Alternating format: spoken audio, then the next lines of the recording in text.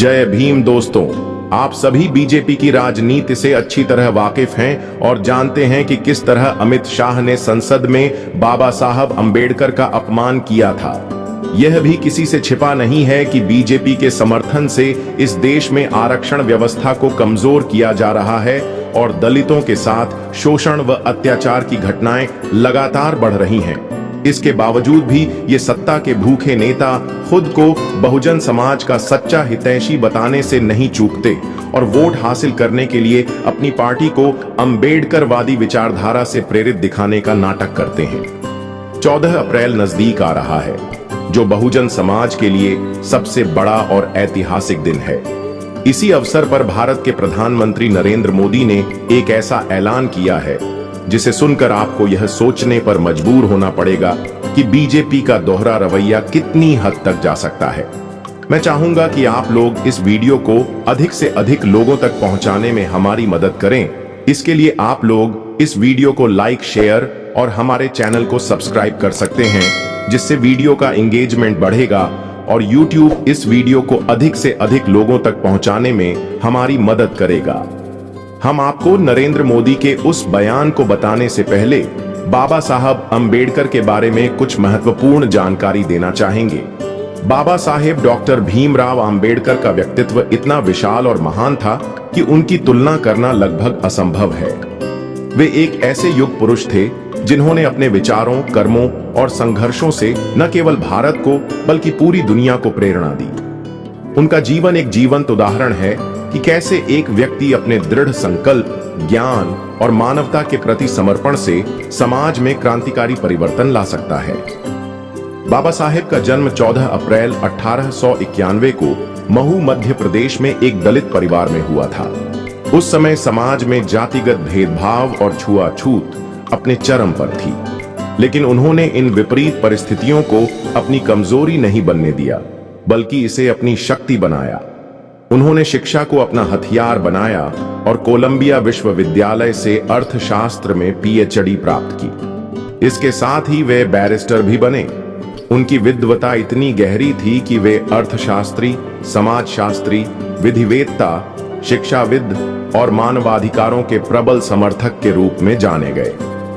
बाबा साहेब ने दलितों और शोषित वर्गों के उत्थान के लिए अपना पूरा जीवन समर्पित कर दिया। उन्होंने महसूस किया कि सामाजिक समानता के बिना कोई भी राष्ट्र प्रगति नहीं कर सकता। महाड़ सत्याग्रह में उन्होंने अछूतों के लिए सार्वजनिक जलाशयों से पानी पीने का अधिकार दिलाया। कालाराम मंदिर आंदोलन में मंदिर प्रवेश का अधिकार प्राप्त करने के लिए संघर्ष किया। ये घटनाएं उनके साहस और अन्याय के खिलाफ लड़ने की अटूट भावना को दर्शाती हैं। बाबा साहेब को भारत के संविधान का प्रमुख निर्माता होने का गौरव प्राप्त है। संविधान सभा के प्रारूप समिति के अध्यक्ष के रूप में उन्होंने एक ऐसा दस्तावेज तैयार किया जो हर नागरिक को समानता, स्वतंत्रता और न्याय का अधिकार देता है। उनके प्रयासों से ही संविधान में अनुच्छेद 14 कानून के समक्ष समानता, अनुच्छेद 15 जाति, धर्म, लिंग के आधार पर भेदभाव का निषेध और अनुच्छेद 17 छुआछूत का उन्मूलन जैसे प्रावधान शामिल हुए। यह उनकी दूरदर्शिता थी कि आज भारत एक लोकतांत्रिक गणराज्य के रूप में विश्व में अपनी पहचान रखता है। 1956 में बाबा साहेब ने बौद्ध धर्म स्वीकार किया और अपने लाखों अनुयायियों को भी इसके लिए प्रेरित किया। उनका मानना था कि बौद्ध धर्म समानता, करुणा और तर्क पर आधारित है, जो हिंदू धर्म की जातिगत व्यवस्था से मुक्ति दिला सकता है। यह उनका मानवतावादी दृष्टिकोण था जो उन्हें दूसरों से अलग करता है। बाबा साहेब का व्यक्तित्व इसलिए महान है क्योंकि वे सिर्फ एक नेता नहीं बल्कि एक विचारधारा थे। उन्होंने अपने जीवन में जो कुछ भी हासिल किया वह अपने लिए नहीं बल्कि समाज के उस वर्ग के लिए किया जो सदियों से दबा हुआ था। उनकी तुलना किसी से नहीं की जा सकती क्योंकि वे एक साथ विद्वान, क्रांतिकारी और दार्शनिक थे। गांधी जी ने स्वराज की बात की, नेहरू ने समाजवाद की नींव रखी, लेकिन बाबा साहेब ने सामाजिक लोकतंत्र की नींव रखी जो हर व्यक्ति को सम्मान और अधिकार देता है। उन्होंने कहा, मैं ऐसे धर्म को मानता हूं जो स्वतंत्रता, समानता और भाईचारा सिखाए। उनके व्यक्तित्व का सार है। आज भी उनके विचार करोड़ों लोगों के लिए प्रेरणा का स्रोत है। सचमुच बाबा साहेब जैसा कोई नहीं था और शायद ही कभी होगा। उनका जीवन हमें सिखाता है कि शिक्षा, संघर्ष और सत्य के बल पर कोई भी अपने भाग्य को बदल सकता है और समाज को नई दिशा दे सकता है। बाबा साहेब भीमराव आम्बेडकर ने मजदूरों के अधिकारों और उनके कल्याण के लिए कई महत्वपूर्ण कार्य किए, जो उनके सामाजिक न्याय और समानता के व्यापक दृष्टिकोण का हिस्सा थे। उन्होंने मजदूरों को न केवल आर्थिक रूप से सशक्त बनाने की कोशिश की, बल्कि उनकी सामाजिक स्थिति को भी ऊंचा उठाने के लिए नीतिगत और व्यावहारिक कदम उठाए। उनके इन प्रयासों ने भारत के श्रमिक वर्ग को एक नई दिशा दी। आइए उनके योगदान को विस्तार से समझें। बाबा साहेब ने मजदूरों के अमानवीय कार्य, घंटों को कम करने के लिए जोरदार आवाज उठाई। उस समय औद्योगिक क्षेत्र में मजदूरों से 12 से 14 घंटे तक काम करवाया जाता था, जिससे उनकी शारीरिक और मानसिक स्थिति खराब हो रही थी। 1930 के दशक में जब वे बॉम्बे लेजिस्लेटिव काउंसिल के सदस्य थे, उन्होंने मजदूरों के लिए 8 घंटे के कार्य दिवस की मांग की। यह मांग बाद में भारत में श्रम कानूनों का आधार बनी। उनका मानना था कि मजदूरों को भी सम्मानजनक जीवन जीने का अधिकार है, जिसमें आराम और परिवार के लिए समय शामिल हो। बाबा साहेब ने मजदूरों को संगठित होने के लिए प्रेरित किया। वे समझते थे कि बिना संगठन के मजदूर अपनी मांगों को प्रभावी ढंग से नहीं उठा सकते। उन्होंने इंडिपेंडेंट लेबर पार्टी, स्वतंत्र मजदूर पार्टी की स्थापना की, जो 1936 में शुरू हुई। इस पार्टी का मुख्य उद्देश्य मजदूरों और किसानों के हितों की रक्षा करना था। इस मंच के जरिए उन्होंने मजदूरों को अपनी आवाज बुलंद करने का हौसला दिया और उनके हक के लिए नीतियां बनवाईं। बाबा साहेब ने मजदूरों और मिल मालिकों के बीच होने वाले विवादों में हमेशा मजदूरों का पक्ष लिया। 1938 में बॉम्बे में टेक्सटाइल मजदूरों की हड़ताल के दौरान उन्होंने मजदूरों का समर्थन किया और उनकी मांगों को जायज ठहराया। वे मानते थे कि मजदूरों को उचित मजदूरी और बेहतर कामकाजी हालात मिलने चाहिए। उनकी इस सोच ने मजदूर आंदोलनों को नई ताकत दी। बाबा साहेब ने महिला मजदूरों के अधिकारों पर भी विशेष ध्यान दिया। उस समय महिलाएं पुरुषों की तुलना में कम मजदूरी पाती थीं और उनके साथ भेदभाव आम था। उन्होंने महिलाओं के लिए समान काम के लिए समान वेतन की वकालत की। साथ ही उन्होंने गर्भवती महिला मजदूरों के लिए मातृत्व अवकाश की मांग उठाई, जो उस समय एक क्रांतिकारी विचार था। यह उनकी दूरदर्शिता थी कि वे लैंगिक समानता को भी मजदूर अधिकारों से जोड़ते थे। 1942 से 1946 तक जब बाबा साहेब वायसराय की कार्यकारी परिषद में श्रम सदस्य, लेबर मेंबर थे, उन्होंने मजदूरों के लिए कई नीतियां लागू की। इस दौरान उन्होंने ट्रेड यूनियन एक्ट को मजबूत करने में मदद की, ताकि मजदूरों को संगठित होने का कानूनी अधिकार मिले। इसके अलावा उन्होंने कोयला खदानों और कारखानों में काम करने वाले मजदूरों के लिए स्वास्थ्य और सुरक्षा नियमों को लागू करने पर जोर दिया। उनकी कोशिश थी कि मजदूरों को सिर्फ काम करने वाली मशीन न समझा जाए, बल्कि उन्हें इंसान के रूप में सम्मान मिले। बाबा साहेब का मानना था कि मजदूरों की स्थिति तभी सुधरेगी जब वे शिक्षित और जागरूक होंगे। उन्होंने मजदूर वर्ग को बार बार शिक्षा ग्रहण करने के लिए प्रेरित किया, क्योंकि वे जानते थे कि अज्ञानता ही शोषण का सबसे बड़ा कारण है। उनके भाषणों में मजदूरों को यह संदेश दिया जाता था कि वे अपने अधिकारों के लिए लड़ें और शोषण के खिलाफ आवाज उठाएं। बाबा साहेब ने मजदूरों को सिर्फ आर्थिक रूप से नहीं, बल्कि सामाजिक रूप से भी सम्मान दिलाने की कोशिश की। उनका मानना था कि मजदूर समाज का आधार है और उनके बिना कोई भी अर्थव्यवस्था चल नहीं सकती। इसलिए उन्होंने मजदूरों को श्रमिक योद्धा का दर्जा दिया और समाज से उनकी उपेक्षा को खत्म करने की कोशिश की। बाबा साहेब का मजदूरों के लिए योगदान सिर्फ नीतियों तक सीमित नहीं था, बल्कि यह उनकी उस सोच का हिस्सा था जो हर इंसान को बराबरी का हक देती थी। वे चाहते थे कि मजदूर न सिर्फ जीविकोपार्जन करें, बल्कि सम्मान और स्वतंत्रता के साथ जिएं। उनके इन प्रयासों की वजह से ही आज भारत में श्रम कानून और मजदूर अधिकारों की नींव मजबूत हुई। सचमुच मजदूरों के लिए उनके जैसा हिमायती मिलना मुश्किल है। दोस्तों, बाबा साहेब के जीवन में पूना पैक्ट 1932 में हुई एक ऐतिहासिक घटना थी, जो बाबा साहेब भीमराव आम्बेडकर और महात्मा गांधी के बीच एक बड़ा मुद्दा बन गई। यह पैक्ट अछूतों, जिन्हें उस समय हरिजन कहा जाता था, के राजनीतिक अधिकारों से जुड़ा था।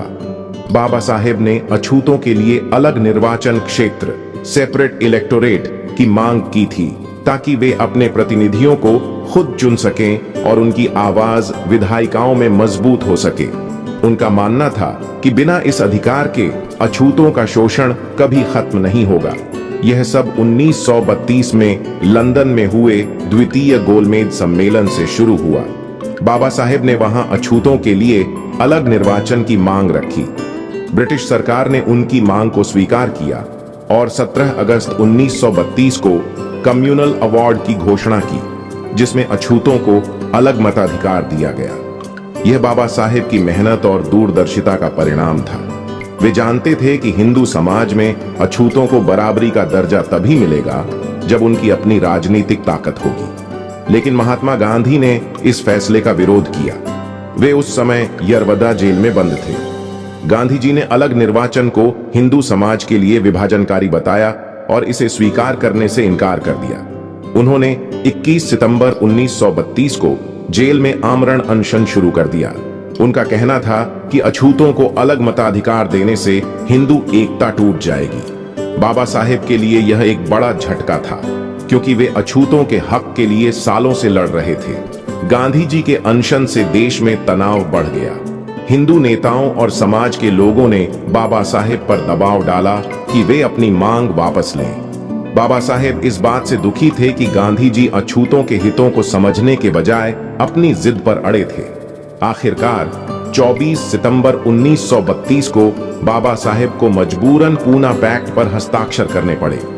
इसमें अलग निर्वाचन की जगह अछूतों के लिए आरक्षित सीटों की संख्या बढ़ाने का समझौता हुआ। लेकिन यह समझौता बाबा साहेब की मूल मांग से बहुत कम था। बाबा साहेब का मानना था कि अलग निर्वाचन ही अछूतों को सच्ची आजादी और सम्मान दे सकता था। पूना पैक्ट के बाद अछूतों को हिंदू मतदाताओं के साथ ही वोट डालना पड़ता था, जिससे उनके अपने प्रतिनिधि चुनने की आजादी छिन गई। बाबा साहेब ने इसे अछूतों के साथ धोखा माना। उन्होंने बाद में कहा कि गांधी जी का यह कदम अछूतों के हितों के खिलाफ था और इससे उनकी मुक्ति का रास्ता और मुश्किल हो गया। महात्मा गांधी की इस हरकत को कई लोग गद्दारी मानते हैं। बाबा साहेब के समर्थकों का कहना है कि गांधी जी ने जातिवाद खत्म करने का ढोंग किया, लेकिन असल में वे हिंदू समाज की ऊंची जातियों के हितों को बचाना चाहते थे।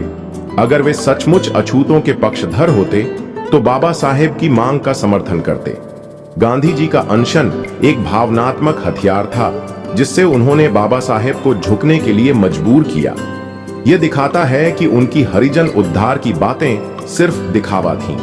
बाबा साहेब ने पूना पैक्ट को कभी दिल से स्वीकार नहीं किया। वे इसे अपनी हार के रूप में देखते थे, जो गांधी जी की जिद और समाज के दबाव की वजह से हुई। उन्होंने कहा था, मैं गांधी जी के अनशन के आगे नहीं झुका, बल्कि अछूतों की जान बचाने के लिए समझौता किया। इससे साफ होता है कि बाबा साहेब का लक्ष्य अछूतों का कल्याण था, जबकि गांधी जी का मकसद हिंदू समाज को एकजुट दिखाना था, भले ही इसके लिए अछूतों के हक दबाने पड़े। गांधी जी की यह नीति उनके दोहरे चरित्र को उजागर करती है। एक तरफ वे अछूतों के मसीहा बनने का दावा करते थे, दूसरी तरफ उन्होंने बाबा साहेब की उस मांग को कुचल दिया जो अछूतों को असली ताकत दे सकती थी। बाबा साहेब ने बाद में बौद्ध धर्म अपनाकर यह साबित किया कि वे हिंदू समाज की जड़ता से मुक्ति चाहते थे, जबकि गांधी जी उस व्यवस्था को बनाए रखने के पक्षधर थे। दोस्तों, निष्कर्ष के तौर पर पूना पैक्ट बाबा साहेब के लिए एक मजबूरी थी, जिसे गांधी जी ने अपने प्रभाव से थोपा। बाबा साहेब ने अछूतों के लिए जो लड़ाई लड़ी वह अभूतपूर्व थी, लेकिन गांधी जी ने अपने अनशन और जिद से इसे कमजोर कर दिया। यह घटना दिखाती है कि गांधी जी का जातिवाद विरोध सिर्फ सतही था और वे अछूतों को सच्ची बराबरी देने के बजाय उन्हें हिंदू समाज के अधीन रखना चाहते थे। बाबा साहेब का संघर्ष इसीलिए महान है क्योंकि उन्होंने हर मुश्किल में भी अपने लोगों के लिए लड़ना नहीं छोड़ा। दोस्तों, अब हम आपको 14 अप्रैल के उपलक्ष्य में नरेंद्र मोदी द्वारा दिए गए उस बयान के बारे में बताएंगे। प्रधानमंत्री नरेंद्र मोदी ने हाल ही में अपने संबोधन में 14 अप्रैल को लेकर एक महत्वपूर्ण संकेत दिया है। उन्होंने कहा कि इस वर्ष बाबा साहब भीमराव अंबेडकर की जयंती को लेकर सरकार कुछ विशेष और ऐतिहासिक करने जा रही है। प्रधानमंत्री ने बाबा साहब अंबेडकर के संघर्षों को याद करते हुए कहा, बाबा साहब ने अपने संपूर्ण जीवन में सामाजिक न्याय, समानता और अधिकारों की लड़ाई लड़ी। उनका योगदान केवल एक विचार तक सीमित नहीं था, बल्कि उन्होंने हमें वह संविधान दिया जिसने भारत को एक सशक्त और लोकतांत्रिक राष्ट्र बनाया। उन्होंने आगे कहा कि जिस तरह उनकी सरकार ने डिजिटल इंडिया, भीम यूपीआई जैसी योजनाओं को बाबा साहब अंबेडकर के नाम पर समर्पित किया है, उसी प्रकार इस बार भी 14 अप्रैल को भारतीय जनता पार्टी और केंद्र सरकार मिलकर ऐसा कुछ करने जा रही है जो ऐतिहासिक होगा और बाबा साहब के विचारों को जन जन तक पहुंचाएगा। प्रधानमंत्री मोदी ने इस अवसर पर बाबा साहब के संविधान निर्माण में उनके योगदान को रेखांकित करते हुए कहा कि आज भारत दुनिया के सबसे बड़े लोकतंत्र के रूप में खड़ा है, तो इसका श्रेय बाबा साहब की दूरदर्शिता और उनके बनाए संविधान को जाता है। उन्होंने कहा कि सरकार बाबा साहब के विचारों को सशक्त बनाने के लिए लगातार काम कर रही है, जिससे समाज के हर वर्ग को समान अवसर मिले और वंचितों को उनका अधिकार। प्रधानमंत्री के इस बयान के बाद अब देश की नजरें 14 अप्रैल पर टिकी हैं, जब सरकार इस दिन को किसी विशेष और ऐतिहासिक आयोजन से जोड़ने जा रही है। उन्होंने आगे कहा कि बाबा साहब केवल एक नाम नहीं, बल्कि एक विचारधारा, एक प्रेरणा और एक संकल्प है। उनका संघर्ष, उनका त्याग और उनका योगदान अमूल्य है। भारत का हर नागरिक उनके प्रति कृतज्ञ है, क्योंकि उन्होंने हमें वह संविधान दिया जिसने हमें अधिकार, सम्मान और समानता का अनुभव करने का अवसर दिया। मोदी ने आगे कहा, आज अगर भारत एक मजबूत लोकतंत्र है, अगर हर व्यक्ति को समान अधिकार मिले हैं, अगर देश की शासन व्यवस्था इतनी सुदृढ़ है, तो इसका पूरा श्रेय बाबा साहब को जाता है। उन्होंने केवल संविधान ही नहीं लिखा, बल्कि भारत के भविष्य को आकार दिया। अगर बाबा साहब न होते तो हमें इतना सुंदर और न्यायप्रिय संविधान नहीं मिलता, और बिना संविधान के हमारी स्थिति क्या होती, इसका अंदाजा आप सभी खुद लगा सकते हैं। प्रधानमंत्री ने कहा कि बाबा साहब का जीवन संघर्षों से भरा था, लेकिन उन्होंने कभी हार नहीं मानी। उन्होंने शिक्षा को अपना सबसे बड़ा हथियार बनाया और समाज में फैली कुरीतियों, भेदभाव और असमानता के खिलाफ निर्णायक लड़ाई लड़ी। वे सिर्फ एक वर्ग के नेता नहीं थे, बल्कि पूरे भारत के नायक थे। उन्होंने हमेशा समाज के अंतिम व्यक्ति तक न्याय पहुंचाने की बात की, और यही हमारा भी कर्तव्य है। मोदी ने बाबा साहब को श्रद्धांजलि देते हुए कहा, उन जैसा कोई नहीं। उनका त्याग और उनकी तपस्या हमें अनमोल सीख देती है। उन्होंने हमें यह सिखाया कि परिस्थितियां चाहे कितनी भी प्रतिकूल हों, लेकिन अगर हौसले बुलंद हों और इरादा मजबूत हो, तो कोई भी लक्ष्य हासिल किया जा सकता है। उन्होंने यह भी कहा कि बाबा साहब का सपना था कि भारत में सभी को समान अवसर मिले, कोई भी जाति, धर्म या लिंग के आधार पर भेदभाव का शिकार न हो। उनकी इसी सोच को आगे बढ़ाने के लिए हमारी सरकार निरंतर प्रयास कर रही है। डिजिटल इंडिया, भीम यूपीआई जैसी योजनाएं भी इसी विचारधारा का हिस्सा हैं, ताकि देश का हर नागरिक सशक्त बन सके। प्रधानमंत्री ने 14 अप्रैल को लेकर कहा कि इस बार की अंबेडकर जयंती सिर्फ एक उत्सव नहीं होगी, बल्कि यह एक ऐतिहासिक अवसर बनेगी। हमारी सरकार कुछ ऐसा करने जा रही है जो बाबा साहब के विचारों को और अधिक मजबूती देगा और उनके सपनों के भारत को साकार करने में मदद करेगा। मोदी ने अंत में कहा, बाबा साहब का जीवन हमें प्रेरणा देता है कि हम अपने अधिकारों के साथ साथ अपने कर्तव्यों को भी निभाएं। हम केवल अपने लिए नहीं, बल्कि समाज के हर कमजोर और वंचित व्यक्ति के लिए भी सोचें। बाबा साहब का भारत तभी साकार होगा जब हर नागरिक अपने कर्तव्यों का पालन करेगा और समानता, बंधुत्व और न्याय की भावना के साथ आगे बढ़ेगा। दोस्तों, नरेंद्र मोदी के इस ऐलान के आधार पर उनके दावों और हकीकत के बीच के अंतर को उजागर करना जरूरी है, मोदी और उनकी भाजपा सरकार हमेशा यह जताने की कोशिश करती है कि वे बाबा साहब डॉक्टर भीमराव अंबेडकर के प्रति पूरी तरह समर्पित हैं। वे दावा करते हैं कि उनकी नीतियां बाबा साहब के सपनों को पूरा करने के लिए बनाई जा रही हैं। लेकिन अगर जमीनी सच्चाई देखी जाए तो हालात बिल्कुल अलग नजर आते हैं। यही सरकार उन मूल्यों और सिद्धांतों को कमजोर करने में लगी है जिन्हें बाबा साहब ने संविधान के जरिए देश को दिया था। संविधान जो समानता, स्वतंत्रता और न्याय की गारंटी देता है, उसे मजबूत करने के बजाय भाजपा सरकार की नीतियां इसे कमजोर करने की दिशा में बढ़ती दिखाई देती हैं। भाजपा खुद को बहुजनों का सबसे बड़ा हितैषी बताने में कोई कसर नहीं छोड़ती, लेकिन उनके शासन में दलितों, पिछड़ों और वंचित वर्गों पर अत्याचार लगातार बढ़ रहे हैं। उत्तर प्रदेश और अन्य राज्यों में दलित महिलाओं पर हिंसा की घटनाएं लगातार सामने आ रही हैं। अल्पसंख्यकों और हाशिए पर पड़े समुदायों के साथ भेदभाव के कई उदाहरण मिलते हैं, जो यह साबित करते हैं कि भाजपा का यह दावा सिर्फ दिखावा है। जब हम सरकारी नीतियों और आंकड़ों को देखते हैं तो यह साफ हो जाता है कि इन वर्गों के सशक्तिकरण के लिए कोई ठोस कदम नहीं उठाए जा रहे हैं। बाबा साहब ने शिक्षा, संगठन और संघर्ष पर जोर दिया था, लेकिन मौजूदा सरकार न तो बहुजन समाज को सशक्त बनाने में रुचि दिखाती है और न ही उनके अधिकारों की रक्षा करने के लिए कोई ठोस इच्छा शक्ति रखती है। हर साल अंबेडकर जयंती पर बड़े बड़े ऐलान किए जाते हैं, लेकिन वे सिर्फ राजनीति तक सीमित रहते हैं। इन घोषणाओं का उद्देश्य समाज में कोई वास्तविक बदलाव लाना नहीं, बल्कि महज राजनीतिक लाभ उठाना होता है। यह साफ दिखता है कि भाजपा सरकार बाबा साहब के प्रति अपने प्रेम का दिखावा केवल चुनावी फायदे के लिए करती है। उनके फैसले और नीतियां बाबा साहब की सोच और विचारधारा से मेल नहीं खाती। बाबा साहब ने जिस सामाजिक न्याय और समानता की बुनियाद रखी थी, उसे मजबूत करने की जगह सरकार का ध्यान सिर्फ सत्ता बनाए रखने और प्रचार करने पर रहता है। ऐसे में बहुजन समाज को जागरूक रहने की जरूरत है।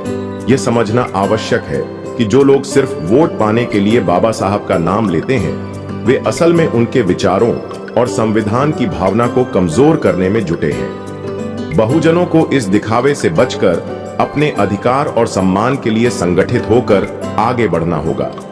जब समाज अपने हक की लड़ाई खुद लड़ेगा, तभी बाबा साहब के सपनों को साकार किया जा सकेगा। हमें बताइए कि इस वीडियो में आपके क्या विचार हैं। अपनी राय कमेंट में जरूर साझा करें। हम आपके जवाबों का इंतजार करेंगे और अंत तक जुड़े रहने के लिए आपका बहुत बहुत धन्यवाद।